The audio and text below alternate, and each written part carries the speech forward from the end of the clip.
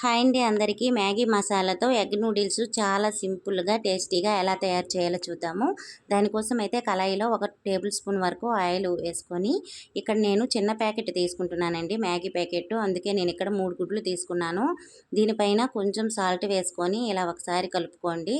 ఇవి కొంచెం పెద్ద ముక్కలుగా చేసుకుంటే బాగుంటుందన్నమాట నూడిల్స్లోకి. చక్కగా నీసువాసన పోయేంత వరకు వేపేసుకొని ఒక ప్లేట్లో తీసుకోండి పక్కకి.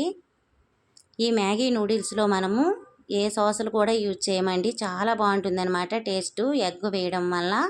ఇలా తీసుకున్న తర్వాత మనము కళాయిలో మరో 3 టేబుల్ స్పూన్ వరకు ఆయిల్ వేసుకొని సన్నగా తరిగిన పచ్చిమిరపకాయలు, అలాగే సన్నగా తరిగిన ఉల్లిపాయ ముక్కలు, చిన్న క్యారెట్ తురుము వేసుకోవాలి. మీ దగ్గర ఉన్నట్లయితే క్యాప్సికమ్ వేసుకోవచ్చండి.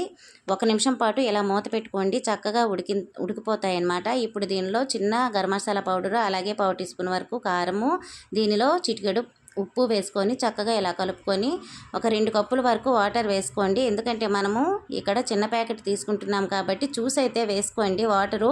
మరీ ఎక్కువ వాటర్ పోసేసుకోకండి, ముద్ద అయిపోతుంది అనమాట. నూడిల్స్ పొడి పొడిగా ఉంటేనే బాగుంటుంది. ఇలా వాటర్ వేసిన తర్వాత 1 నిమిషం పాటు మూత పెట్టి మరిగించుకోండి. మరిగించుకున్నప్పుడు మనము మ్యాగీని దీనిలో వేసుకోవాలండి. ఇలా మరిగించుకున్న తర్వాత మనం తీసుకున్న మ్యాగీని ఇలా వేసుకొని చక్కగా విడదీసుకుంటే దీనిలో ఉడికిపోతుంది, వాటర్ అంతా పీల్చేసుకుంటుంది అనమాట.